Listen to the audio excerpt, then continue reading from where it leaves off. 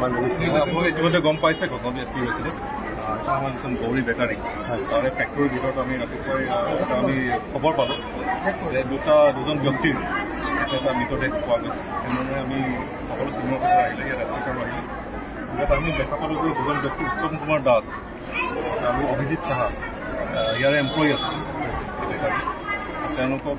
মৃত অৱস্থাত আমি পালোঁ আৰু ছাছপেক্টেড মাৰ্ডাৰ গতিকে তাতে আৰু এজন মানুহ পালোঁ আনাদাৰ পাৰ্চন ইন্দ্ৰমোহন পাল তেখেতকে আমি ছাছপেক্টেড ক্ষেত্ৰত একিউজ হিচাপে পাইছোঁ আৰু প্ৰমাণো পোৱা গৈছে তেখেতক ইতিমধ্যে আমি কৰাই থৈছোঁ ইনভেষ্টিগেশ্যন কৰি ৰাখিছোঁ ইয়াৰ উপৰি আমি গুৱাহাটীৰ পৰা এফএছএলৰ পৰা আমাৰ এক্সপাৰ্ট টীম আহিছে CIDৰ পৰা ফিংগাৰপ্ৰিণ্টৰ ইয়াত আমাৰ টীম আহিছে এক্সামিন কৰি আছে আমি ৰাতিপুৱাৰ পৰা এই সময়ত আৰু প্ৰিলিমিনাৰী ইনভেষ্টিগেশ্যন এইখিনি কথা আমি কৰিম পৰৱৰ্তী ৱেপন পাইছে নেকি কিবা উদ্ধাৰ কৰিছে নেকি আমি চাই আছোঁ এতিয়া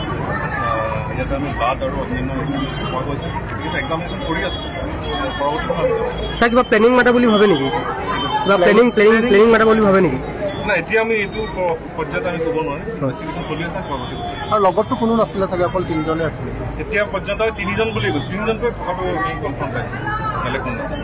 স্বত্বাধিকাৰী একো গম নাপায় নেকি এই বিষয়টো স্বত্বাধিকাৰী তেনেধৰণৰ একো ক'ব পৰা নাই ইতিমধ্যে তেওঁলোকে যিটো ওপৰত থাকে আমি সকলোৱে চাই আছোঁ